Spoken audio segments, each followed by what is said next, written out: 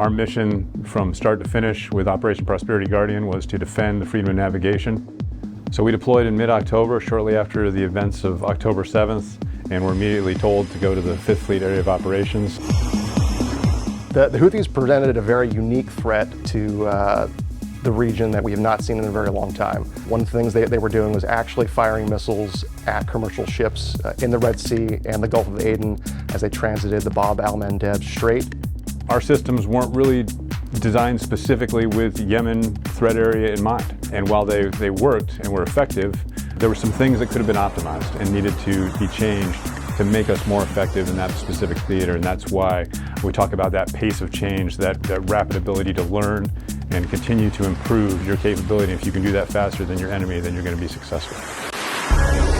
We really saw the potential for those swarm tactics with cruise missiles and UAVs, and we started to develop an awareness of a need for increased short-range missiles and increased bring-back for our F-18s out on the front line.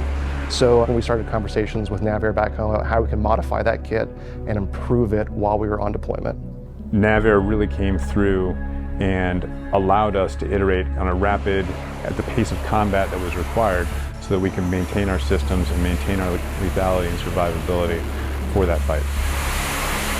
My eyes were really opened considerably in the support network around our platform on deployment. And I never thought we would get the clearance to fly with 49Xs or increased landing weight on deployment, but certainly in the time frame we did, it was a matter of weeks. It was incredible. I was just absolutely blown away by their level of competence, their dedication, their problem-solving skills, and their frank willingness and hunger to help everybody solve this problem. And knowing that we were going to be able to increase our loadout and give us more missiles, again, peace of mind, knowing that we'd be able to achieve mission success.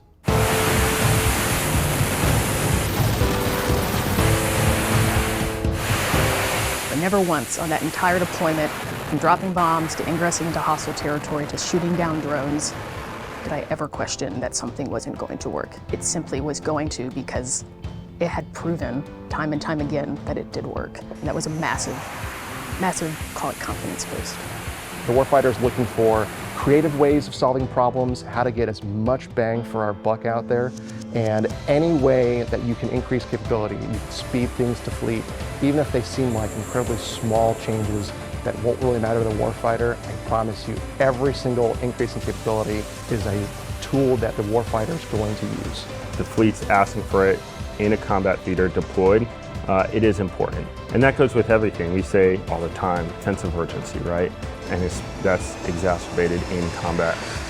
What I will say is, look at this process, look at how effective it was, look at the speed to the fleet from when we asked for it to when the solution came, and build upon that. Because I think across the board, everyone will say it was a massive success. It was everybody from the person that had the idea on the ship, that knew someone that knew who to ask, and a team that was back 7 hours time difference, thousands of miles away.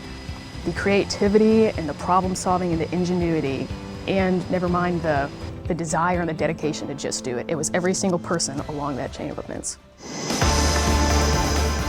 Never underestimate the impact of very, very small changes to what capability you deliver to the warfighter.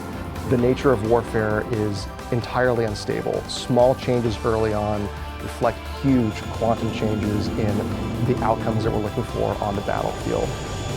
Ultimately, that's the mission, is to enable that man or the woman that's at the front line to maintain the freedom of navigation on the high seas, to protect U.S. interests everywhere that the Navy goes.